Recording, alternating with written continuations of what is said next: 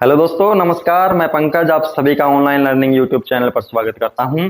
तो आज हम इंडियन पॉलिटी की सीरीज को आगे बढ़ाते हुए फिफ्थ लेक्चर को करेंगे, जिसके अंदर हम नागरिकता कर रहे हैं। पिछले लेक्चर में हमने नागरिक क्या होता है ये जाना था और फिफ्थ अनुच्छेद को, पांचवें अनुच्छेद फिफ्थ आर्टिकल को अच्छे से हमने देखा था। बहुत ही इंटरेस्टिंग तरीके से हमने देखा था। अगर आपने नहीं देखी वो वीडियो तो डिस्क्रिप्शन बॉक्स के अंदर लिंक दिया हुआ, आप जरूर देखिएगा। आज हम करेंगे अनुच्छेद 6 से लेकर अनुच्छेद 11 तक, अनुच्छेद 6 से लेके आर्टिकल 6 से लेके आर्टिकल 11 तक, 11 तक। ठीक है, 6 से लेके 11 तक हम आज पढ़ेंगे, जिसके अंदर नागरिकता संबंधित प्रावधान दिए गए हैं। तो चलिए शुरू करते हैं। सबसे पहले बात आती है स्टूडेंट्स कि देखिए, उस समय की बात कर रहा हूं मैं जब भारतीय संविधान लिखा गया था। 26 नवंबर 1949 से पहले की बात कर रहा हूं मैं। तो उस समय क्या था ना, हमारा 15 अगस्त 1947 को तो भारत आजाद हो गया था। तो कुछ लोग जो पाकिस्तान से भारत आए थे उन्हें नागरिकता देनी थी। उन नागरिकता के संबंधित प्रावधान भी बनाए गए जो अनुच्छेद 6 अनुच्छेद 7 में लिखे गए हैं। तो क्या प्रावधान थे? देखिए, कोई व्यक्ति है जैसे कि, या उसके माता पिता हैं, या उसके दादा दादी हैं, उस व्यक्ति के माता पिता या दादा दादी या फिर उस व्यक्ति के नाना नानी हैं। ये टोटल कितने हो गए लोग? ये हो गए जैसे कि 1 2 यहाँ पे है, 3 2 यहाँ 5 और 2 यहाँ 7 लोग हो गए। ठीक है, व्यक्ति, माता पिता, दादा दादी, नाना नानी। इनमें से, इन सातों में से कोई भी अगर भारत में जन्मा है, इंडिया में अगर इन सातों में से किसी का जन्म हुआ है तो उसको नागरिकता दे देंगे।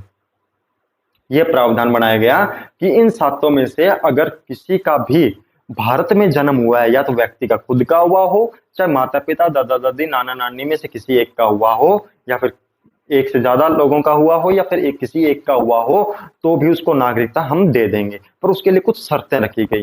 शर्तें क्या रखी गई? पहली शर्त ये थी कि एक तारीख दे दी गई, 19 जुलाई 1948, 19 ऑफ जुलाई 1948, ये तारीख दे दी गई। कहा गया कि अगर कोई व्यक्ति इस तारीख से पहले से ही भारत में आ गया और रहने लग गया, इस तारीख से पहले से कोई भारत में व्यक्ति आ गया पाकिस्तान से और आकर रहने लग गया, तो उसको नागरिकता हम दे देंगे। इस तारीख से पहले, 19 जुलाई 1948 से पहले कोई व्यक्ति भारत में आकर रहने लग गया पाकिस्तान से, तो हम उसको नागरिकता दे देंगे। सेकंड शर्त क्या रखी गई? दूसरी शर्त क्या रखी गई कि अगर कोई व्यक्ति इस तारीख को आया हो, या तो इस तारीख को आया हो, या इस तारीख के बाद आया हो, या इस तारीख को आया है या इस तारीख के बाद आया है, तो भी उसको नागरिकता दे देंगे। पर वो भारत में 6 महीने 6 मंथ रहा हो। अगर वो व्यक्ति 19 जुलाई 1948 को या इसके बाद भारत आया है, अगर पहले आया तो नागरिकता दे ही देंगे, पर इनमें से एक का जन्म होना चाहिए, ये शर्त थी।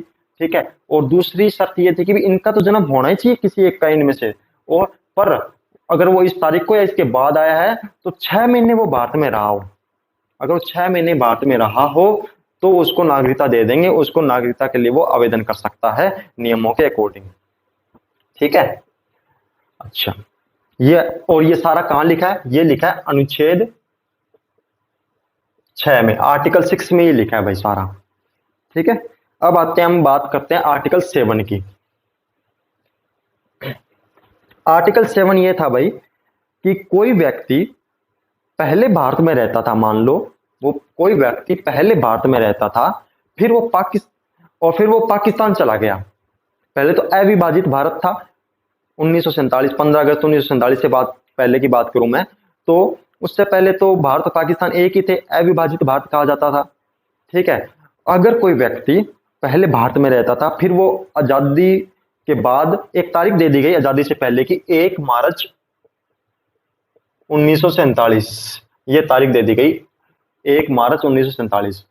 इसके बाद अगर कोई व्यक्ति पाकिस्तान चला गया पर वो वापस भारत आ गया, पहले भारत में रहता था, फिर वो पाकिस्तान चला गया, पर वो फिर दोबारा भारत में आ गया, तो भी उसको नागरिकता दे देंगे। पर यह शर्त उनके लिए भी थी कि कि व्यक्ति या माता पिता या दादा दादी या नाना नानी का जन्म भारत के एरिया में हुआ होना चाहिए। जैसे कि ये देखिए आप, ये जैसे कि इंडिया है, ये जो भी समझ लीजिएगा यार आप, ये इंडिया है जैसे कि, ठीक है, और ये इधर पाकिस्तान का एरिया आता है। तो ये जो व्यक्ति है ना, ये यहाँ पे जन्म होना चाहिए, यहाँ नहीं, यहाँ पे।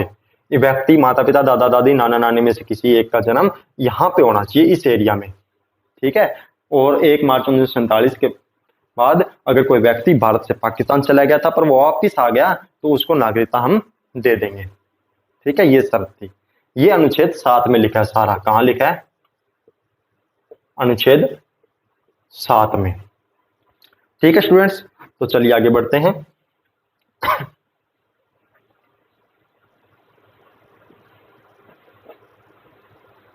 आगे है कि कुछ लोग ऐसे भी थे स्टूडेंट्स, कुछ लोग ऐसे भी थे जो विदेशों में रहते थे पर उनका जन्म भारत में हुआ था, पर रहने लगे वो विदेशों में।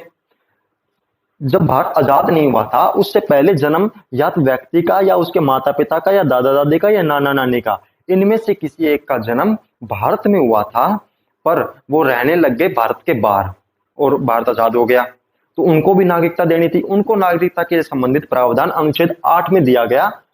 कौन से में? अनुच्छेद 8 में, आर्टिकल 8 के अंदर दिया गया। उसमें लिखा गया कि अगर इनमें से किसी व्यक्ति का जन्म, इन सातों में से किसी व्यक्ति का जन्म भारत में हुआ है और वह भारत के बाहर किसी भी राष्ट्र के अंदर, किसी भी देश के अंदर रहने लग गया हो, तो फिर भी उसको हम नागरिकता दे देंगे भारत की, अगर वो लेना चाहता है तो। और वो लेगा कैसे? वो भारत के बाहर जिस भी देश में रह रहा हो उस देश के अंदर भारत के राजनयिक प्रतिनिधि के पास जाकर वो नागरिकता ले सकता है, नागरिकता संबंधित अपने आवेदन दे सकता है, ठीक है। ये सब चीजें अनुच्छेद 8 में लिखी थी। ये प्रावधान विदेशों में रहने वाले लोगों के लिए भी किया गया था कि वो भी भारत में जन्मे हैं, उनको भी हम नागरिकता देंगे, ठीक है। उसके बाद स्टूडेंट्स आता है, और एक आता है नागरिकता संबंधित प्रावधान किए गए एक अधिनियम आया था, नागरिकता अधिनियम। एक नागरिकता अधिनियम 1955, नागरिकता अधिनियम 1955 आया था एक, ठीक है। उसकी हम, इसके अंदर काफी चेंज किया गया, इसमें काफी चीजें बदली गई। इसके अंदर देशीयकरण द्वारा नागरिकता, पंजीकरण द्वारा नागरिकता, वंशाधिकार द्वारा नागरिकता, और जो जन्म हुआ है उनकी नागरिकता, उसके संबंधित काफी प्रावधान किए गए। इसकी हम सेपरेट वीडियो के अंदर डिटेल में जानेंगे, ठीक है। इसको एक बार हम छोड़ देते हैं, ये मैंने आपको बेसिक बताया है। उसके बाद अनुच्छेद आता है आपका 9, 10 और 11।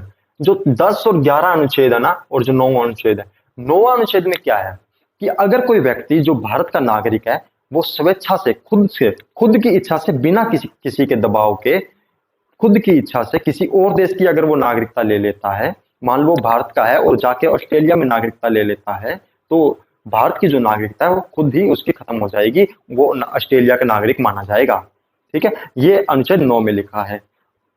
10 और 11 में क्या लिखा है भाई? इसमें नागरिकता की समाप्ति के संबंधित प्रावधान है, जो हम नागरिकता की समाप्ति का जो चैप्टर करेंगे उसके अंदर हम अच्छे से इसको जानेंगे, पर थोड़ा सा मैं आपको बता देता हूँ।